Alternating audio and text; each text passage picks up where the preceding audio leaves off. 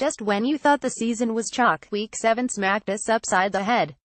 Helmet to helmet targeting. Let's go to a booth review because I'm dizzy, and you should be, too.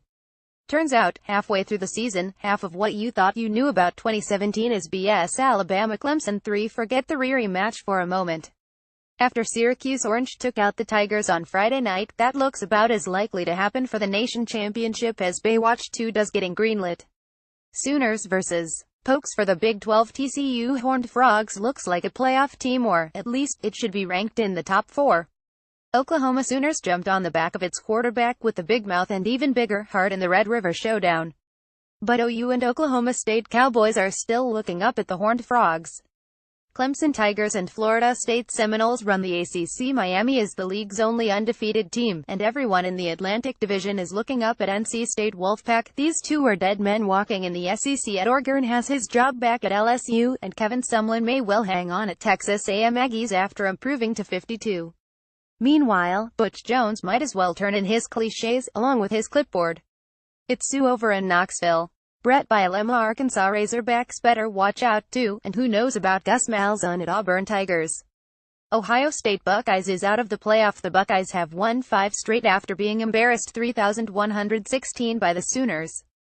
They've outscored opponents by an average of 42 points per game though. The schedule is about to get a lot tougher. This is what we paid for, at least those who signed up for Google Fiber. A laserfist account of world events. The problem with college football is that it took about a month and a half to shake up our world.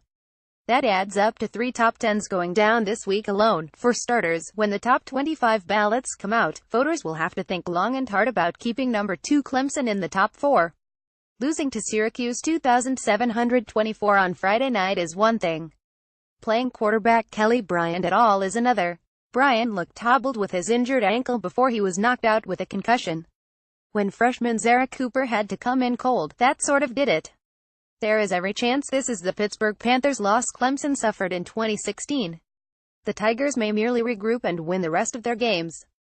But the ACC looks tougher and deeper this year. Number 11 Miami 50 now has established itself as at least the league's second-best team with a couple of last-second wins over Florida State and on Saturday Georgia Tech. Yellow Jackets 2,524. The number 5 Huskies played like dogs. Late Saturday, we got one of the most inexplicable results of the season as Arizona State Sun Devils beat Washington Huskies 137, ending a Sun Devils streak of 11 straight games giving up at least 30 points, the most in FBS. The Pac-12 becomes the first Power 5 not to have at least one undefeated team. Not a good playoff look halfway through the season.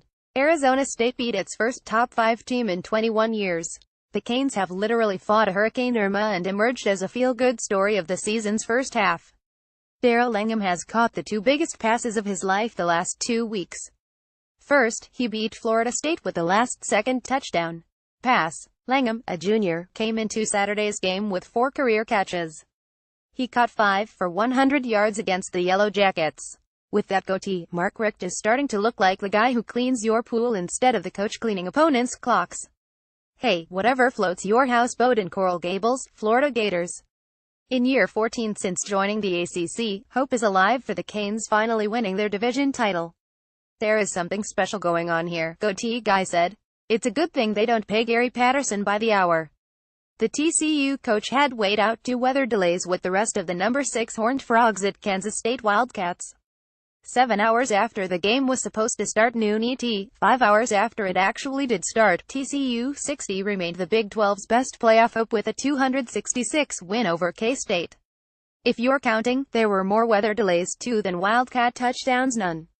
And those 6 points were 1 less turnover than number 8 Washington State Cougars had 7 Friday night against Cal.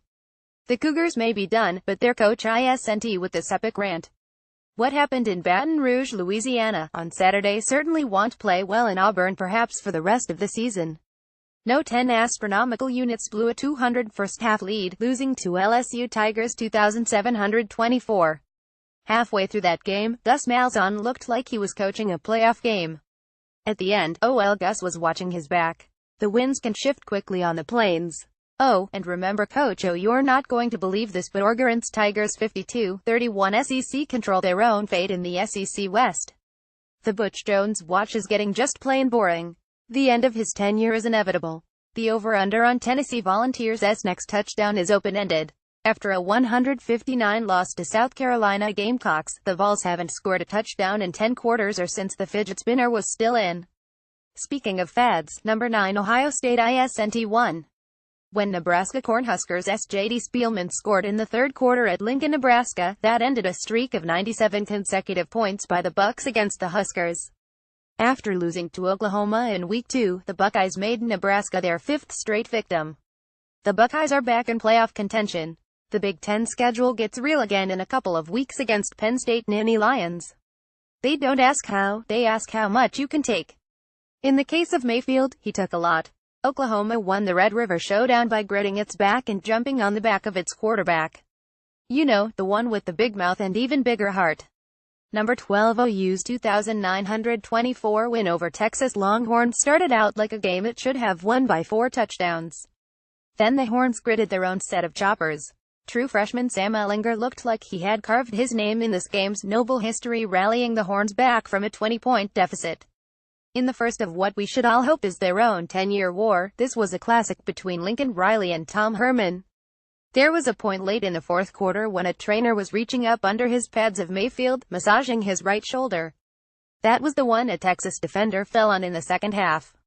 Mayfield rallied himself and his team to throw a game-winning 59-yard touchdown pass to Mark Andrews with 6:53 left. Mayfield didn't plant a flag himself, teammates did, but he did keep the Sooners in the playoff race. Halfway through the season, that should make some heads spin.